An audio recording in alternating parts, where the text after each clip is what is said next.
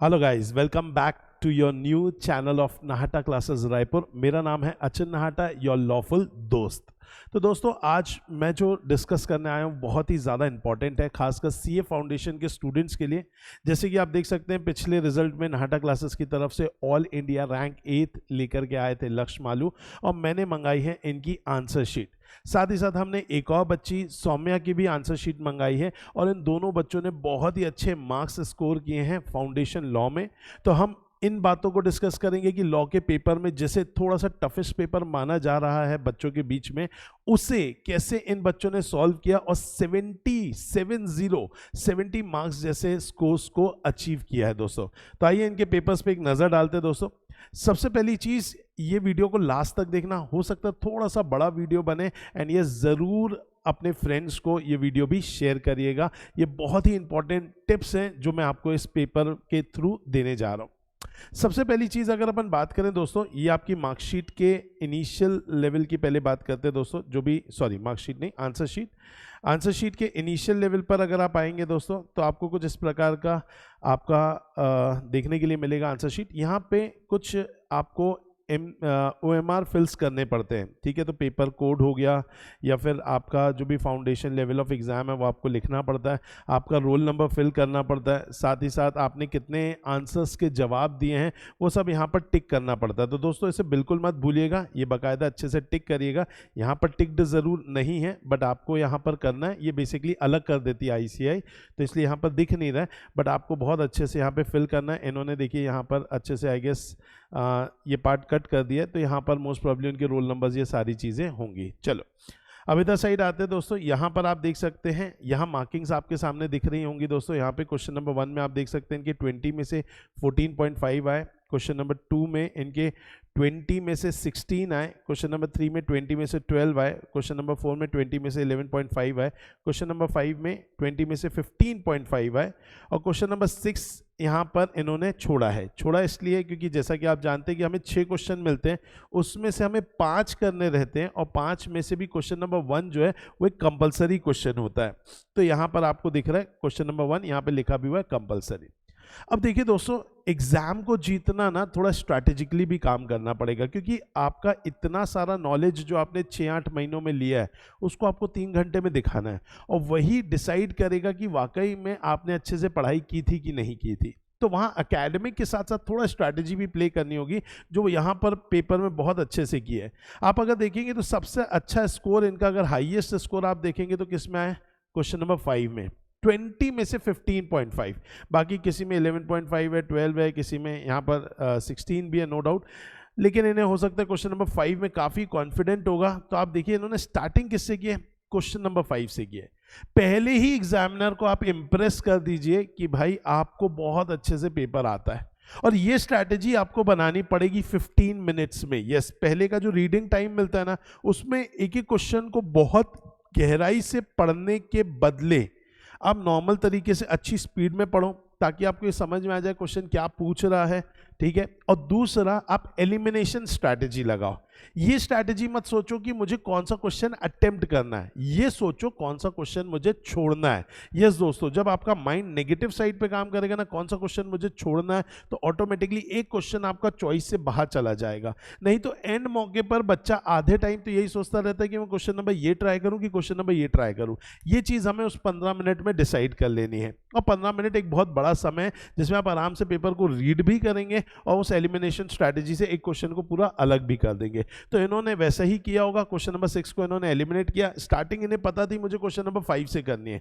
ऐसा कहीं से भी नहीं है कि क्वेश्चन नंबर 1 से ही हमें स्टार्ट करना है, क्योंकि वो कंपलसरी क्वेश्चन है। The answer is no. आप क्वेश्चन नंबर 5 से करिए। देखिए बाकायदा इन्होंने बहुत अच्छे से चीज़ों को बताया है, जैसे कि ये केस स्टडी क्वेश्चन हो सकता है, और हम जानते ही हैं कि केस स्टडी क्वेश्चंस के अंतर्गत स्टार्टिंग हम अकॉर्डिंग टू से करते हैं। अब सर सेक्शन नंबर याद नहीं है, तो क्या सेक्शन नंबर लिखना ज़रूरी है? आप मुझे बताइए, क्या इन्होंने यहाँ पे लिखा है? The answer is no. तो सेक्शन नंबर्स का ऐसा कोई दिक्कत की बात नहीं है।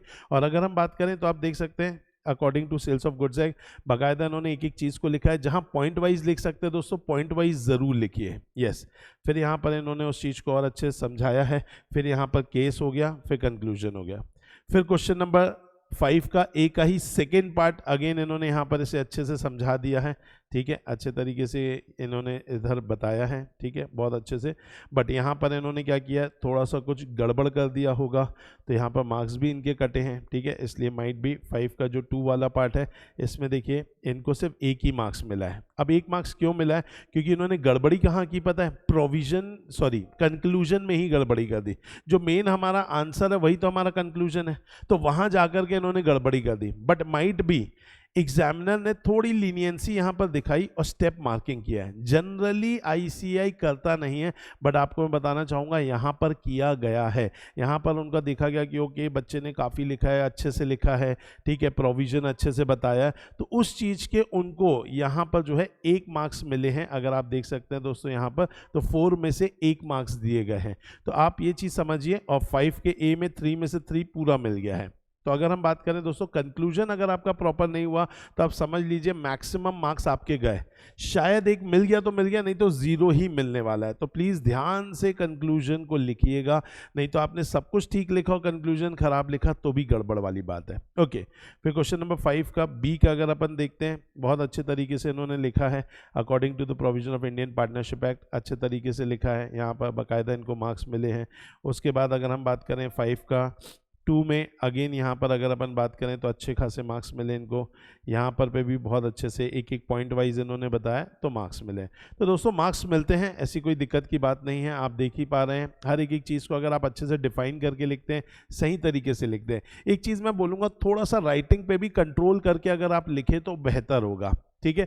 अगर आप स्टार्टिंग की राइटिंग देखें, ऐसा होता ही है बेटा सब बच्चों के साथ। अभी मैं आपको ये पेज की बात कर रहा हूँ, ठीक है। अभी हम हैं कौन से पेज में, पेज नंबर 9 पे। चलो अब हम चलते पेज नंबर 3, जो कि आई गेस स्टार्टिंग पेज था। एक बार चलते हैं पेज नंबर 3। ओके, ये रहा पेज नंबर 3। यहाँ पर राइटिंग अगर आप देखेंगे तो थोड़ी और ज़्यादा स्पष्ट दिख रही है, थोड़ी और अच्छी दिख रही है। लेकिन आगे जा कर के जैसे ही कुछ पेज नंबर हम 9 तक पहुँचे तो आप देख पा रहे हैं कि राइटिंग में थोड़ा सा इम्पैक्ट आया है। मैं आपको बोलूँगा वो इम्पैक्ट कोशिश करें ना आए, देखिए आएगा ज़रूर, ये मुझे पता है। स्टार्टिंग में हम थोड़ा सजा सजा के लिखते, फिर देखते ओ माय गॉड टाइम नहीं बचा है, और हम फिर थोड़ा घसीटना मारना चालू कर देते। ये घसीटा मारने से आप बच सकते हैं अगर आप कर्सिव राइटिंग का यूज़ ना करें। अगर आप चीज़ों को खोल खोल करके लिखेंगे तो ज़्यादा अच्छा है। जैसे कि अगर हम बात करें, देखो ये एक्सपल्शन, ये उतना अच्छा समझ में नहीं आ रहा, लेकिन आप ऊपर देखेंगे कंडीशंस, ये थोड़ा समझ में आ रहा है। क्यों? क्योंकि ये ना पेन उठा करके लिखा है, सी फिर ओ फिर एन, तो ऑटोमेटिकली आप पेन उठा उठा करके लिखेंगे ना तो राइटिंग थोड़ी सी बेटर आएगी। अगर आप चिपका चिपका के बस लिखते चले जाएंगे तो शायद राइटिंग में आपको इम्पैक्ट देखने के लिए मिल सकता है। ये इम्पैक्ट ना आए कोशिश ये करिएगा, क्योंकि एग्जामिनर सब डिफरेंट डिफरेंट माइंडसेट के होते हैं। अगर ज़्यादा उन्हें प्रेशर किया कि यार हमें चेक करने में दिक्कत जा रही है, हो सकता है वो आपको एक्स्ट्रा मार्क्स ना दे पाए। देखिए आपके मार्क्स फालतू में तो कोई नहीं काटेगा, लेकिन हाँ एक्स्ट्रा मार्क्स जो हैं, जो आपको मिल सकते थे, थोड़ा और 4 में से उसने 2.5 दिया, वहां आपको शायद 3 या 3.5 मिल सकता था, तो वो चीज़ के लिए हमें यहाँ पर ट्राई करना चाहिए। ओके, तो पहला हमने मॉरल ऑफ द स्टोरीज जो क्वेश्चन बनता है उसे ट्राई करेंगे। 15 मिनट्स में पहले ही आप ये प्लान कर लें कि मुझे कौन सा क्वेश्चन छोड़ना है। राइटिंग पे कंट्रोल रखें, खोल खोल करके लिखें, थोड़ा सा पेन उठा उठा करके लिखेंगे तो बेहतर आपको यहाँ पर देखने के लिए मिलेगा। पेपर थोड़ा टाइडी होना चाहिए, काटा पीटी बहुत ज़्यादा नहीं होना चाहिए, ठीक है। ओके, नेक्स्ट चीज, इन्होंने यहाँ पे गलती की, बट आप जरूर ये गलती मत करिएगा। हर एक क्वेश्चन को, हर एक क्वेश्चन, सब पार्ट नहीं, हर एक क्वेश्चन को नए पेज से करना है। यहाँ इन्होंने नो डाउट इसे यहीं से ही चालू कर दिया, कोई दिक्कत की बात नहीं है, बट यस हमें हर एक क्वेश्चन को नए पेज से ही करना पड़ता है, ठीक है। तो I guess question number 5C यहाँ पर चल ही रहा था, और क्वेश्चन नंबर 5C शायद पूरा कंप्लीट नहीं भी हुआ था। ओके हाँ, नहीं भी हुआ था, यहाँ तक के ही कंप्लीट हुआ। इन्होंने क्वेश्चन 2 यहीं से चालू कर दिया, बट हमें चालू कहाँ से करना है? नेक्स्ट पेज से। तो ये आप ज़रूर याद रख सकते हैं दोस्तों कि आपको इस तरीके से रखना है। अच्छा, जो भी पार्ट है, सब पार्ट है, उसे मेंशन करिए। देखो उन्होंने वहाँ पे ए बहुत अच्छे से लिखा है, यहाँ पे उन्होंने 1 जो है वो बहुत अच्छे से यहाँ पर बनाया है और बताया कि भैया मैं ए का फर्स्ट पार्ट कर रहा हूँ। अच्छे से क्वेश्चन के ऊपर हेडिंग दे दीजिए, साइड में अलग से छोटू से में मत लिखिए, लिखो बड़े से में। क्वेश्चन 2 बाजू में लिख लो, भले ही ए उसके बाजू में लिख दो 1, इस तरीके से चालू करो, कोई दिक्कत नहीं, पेजेस का कोई प्रॉब्लम नहीं जाता है, और आईसीआई को कोई दिक्कत नहीं है आपको ज़्यादा एक्स्ट्रा पेजेस देने में भी, ठीक है। चलिए, तो यहाँ पर आप देख सकते हैं दोस्तों, ठीक है। नेक्स्ट यहाँ पे बोला गया पीटीओ, ये पीटीओ ये बार बार लिख रहे हैं, ठीक है। अगर आपकी जगह छूटती है तो आप ज़रूर पीटीओ इस तरीके से लिखें, ठीक है। और इन्होंने क्वेश्चन नंबर 2 बहुत अच्छे से यहाँ पर दिया है। देखो तो अगर आप चॉइस ऑफ क्वेश्चन देखोगे तो देखो क्वेश्चन नंबर 5 अगेन जिसमें 15.5 मिले इनको, और नेक्स्ट इन्होंने कौन सा ट्राई किया, क्वेश्चन नंबर 2 जिसमें इन्हें 16 मिले। तो मतलब आप समझ लेना कि स्ट्रैटेजिकली बच्चे ने बहुत अच्छा काम किया कि पहले 2 क्वेश्चन में अच्छा इंप्रेस कर दिया। भाई बहुत अच्छा इंप्रेशन है ये कि जहां पर आप लगभग full on full he marks पा रहे हैं, ठीक है। एक आध मार्क्स तो थोड़ा बहुत डिडक्ट होता ही है, हमारे लॉ के पेपर में शायद फुल में से फुल मिलने के चांसेस बहुत कम है। आप यहाँ पर हर जगह देख सकते हैं फुल में से फुल शायद ही मिला, 3 में से 2.5 मिला, आधा मार्क्स काटा है, 7 में से 5 मिला, 6 में से 5 मिला है, ठीक है, 4 में से 3 मिला, 3 में से 2.5 मिला, 7 में से 5.5 मिला। थोड़ा बहुत वो मार्क्स काटते ही हैं, लॉ का पेपर है, ठीक है, तो होता ही होता है। उस चीज़ के लिए मेंटली प्रिपेयर्ड रहे। मतलब ये जो बच्ची है इसने बहुत अच्छा काम किया कि पहले क्वेश्चन नंबर 5 किया, फिर उसको लगा मैं क्वेश्चन नंबर 2 इज गुड, तो उसने फिर नेक्स्ट जो चालू किया वो क्वेश्चन नंबर 2 चालू किया। आपको भी यही करना है। अगर एक बार ये चीज़ चालू हो जाती है कि आप अच्छे से टिक मारना चालू हो जाता है, उसका ओके करना चालू हो जाता है हमारे एग्जामिनर का, तो उसकी आदत हो जाती है। उसको ऐसा लगता है कि यार ये पेपर में बहुत नहीं देखना। इनिशियल लेवल पर वो भी बहुत देखता है, उसके बाद वो बोलता है भाई ज़्यादा नहीं देखना, फटाफट इसकी कॉपी चेक करो, इसको मार्क्स दो और आगे बढ़ो। तो चांसेस आर वेरी मच कि इस तरीके का हो सकता है। ओके, ये बहुत अच्छा किया। अगेन मैं बोलूँगा दोस्तों कि भाई डिफरेंस बिटवीन आए, आपको 3 यहाँ पर बाकायदा कॉलम्स बनाने हैं जिसमें एक में बेसिस लिखना है, एक में फर्स्ट कंसेप्ट, एक में सेकंड कंसेप्ट। और ये देखो सबसे अच्छी चीज़ जो मैं क्लासरूम में भी बोला था, बच्ची ने फॉलो भी किया है, उसे नंबरिंग नहीं किया। यस, डिफरेंस बिटवीन में नंबरिंग मत करिएगा, आप यहाँ पर बस नॉर्मली लिख करके ख़त्म कर दो तो ये भी चल जाएगा। नंबरिंग मत करिए। नंबरिंग करने से कहीं ना कहीं एग्जामिनर को खुद पता चल जाता है कि शायद ये 6 मार्क्स का पेपर मतलब क्वेश्चन था और बच्चे ने सिर्फ 4 पॉइंट्स ही लिखे। ठीक है, वो 4 पॉइंट्स उसको दिख भी रहा होगा कि 4 ही लिखे, लेकिन हो सकता है कि वो रिदम में उस चीज़ को ध्यान ना दे, तो वो 6 में से आपको 5 5.5 देगा। लेकिन अगर आपने वहाँ पे नंबरिंग कर दिया तो उसको दिख जाएगा अच्छा इसने तो 4 ही पॉइंट लिखे क्योंकि डी तक आया या 4 तक आया है, तो ऑटोमेटिकली वो 4 में से सोचते हुए 3 या 3.5 मार्क्स देगा। तो हमारे वो जो 2-2.5 मार्क्स एक्स्ट्रा मिलने वाले थे वो हमारे हाथ से निकल जाएंगे। तो दोस्तों इस चीज़ का आप जो है वो बहुत अच्छे से ख्याल रखेंगे। इसके अलावा आप बहुत अच्छे से देख सकते हैं बच्चे ने बहुत अच्छे से यहाँ पर पेपर लिखा है, बट अगेन राइटिंग को लेकर के मैं आपको ज़रूर बोलूँगा कि इस चीज़ को आप ध्यान देंगे। ठीक है, क्लियर कट हेडिंग्स ज़रूर लिखें। ठीक है, आप कौन से हमेशा देखिए सेक्शन हम बहुत ज़्यादा करते हैं। मैं आपको बोल रहा हूँ अगेन, सेक्शन आपका बस इंप्रेशन क्रिएट कर सकता है, बट सेक्शन नंबर्स जो हैं वो नहीं भी याद आ रहे तो गलत मत लिख करके आना। बस सेक्शन के बदले अगर आप अकॉर्डिंग टू कंपनीज एक्ट लिख दो, अकॉर्डिंग टू पार्टनरशिप एक्ट लिख दो तो भी चल जाएगा। ठीक है, कोशिश करें सेक्शन याद हो, लिख दें, बहुत अच्छी बात है। नहीं भी हो कोई दिक्कत की बात नहीं है। तो यहाँ पर आप देख सकते हैं पूरा का पूरा पेपर है। ठीक है, अगेन आगे अगर हम बढ़ते आ रहे हैं, फिर इन्होंने नेक्स्ट कोई जो इनका अच्छा था वो क्वेश्चन नंबर 3 किया, फिर इन्होंने इस तरीके से ऐसा किया। मतलब आप ये तो समझ ही लीजिए कि इंप्रेशन आपके लिए सबसे इंपॉर्टेंट चीज़ है दोस्तों। तो डरना नहीं है, सारी चीज़ों को आपको ध्यान रखना ज़रूरी है। मैंने कुछ पॉइंट्स आपके लिए जो है वो लिख करके रख दिए थे कि भाई आपको अपने पेपर में किन बातों का ख्याल रखना है। तो मैं आपको पहले बता देता हूँ, सबसे इंपॉर्टेंट चीज़ एक क्लीन हेडिंग होनी चाहिए, एक अच्छी सब हेडिंग होनी चाहिए। सेक्शन नंबर्स आर ऑप्शनल, अगर आप लिख दें बहुत अच्छी बात है, नहीं भी लिखे डरने की बात नहीं है। Conclusion plays a very important role, अगर कंक्लूजन ढंग से नहीं लिखा तो 0 भी मिल सकते हैं, शायद एक आध नंबर मेहनत के मिल गए तो मिल गए। कीवर्ड्स आर वेरी इंपॉर्टेंट, और कीवर्ड्स को अगर आप अंडरलाइन कर लें तो बहुत अच्छा है। जैसे इस बच्ची ने भी क्या किया है यहाँ पे, अगर आप देखें तो देखो इक्वल रेशियो अंडरलाइन किया है। ठीक है, यहाँ पर अग्रीड रेशियो और अप टू अग्रीड एक्सटेंट उसे अंडरलाइन किया। तो ये आपके लिए बहुत इंपॉर्टेंट रहेगा। बहुत भर के मत लिखिए। अब ये देखिए इन्होंने अगर अपन बात करें तो इन्होंने जो के प्रोविजन है वो बहुत भर के नहीं लिखा, नॉर्मल तरीके से लिखा है इन्होंने। तो अपन को भर भर के नहीं लिखना है, स्मॉल पैराग्राफ लिखना है अपन को, और हर एक क्वेश्चन को बनती कोशिश आप नए पेज से चालू करेंगे, नए तरीके से चालू करेंगे तो वो ज़्यादा अच्छा रहेगा। सर टाइमिंग कैसे मैनेज करें, मैं आपको सिंपल बोलता हूँ, आपके पास 180 मिनट है हमारे 100 मार्क्स के क्वेश्चन के लिए। हर एक मार्क्स के लिए 1.8 मिनट है। 5 मार्क्स का क्वेश्चन आया तो लगभग 9 मिनट है आपके पास। तो इस तरीके से आप अपने टाइम को मैनेज कर सकते हैं। पहला 15 मिनट गोल्डन अपॉर्चुनिटी है, उसको मिस करने का नहीं किसी भी पेपर के अंतर्गत।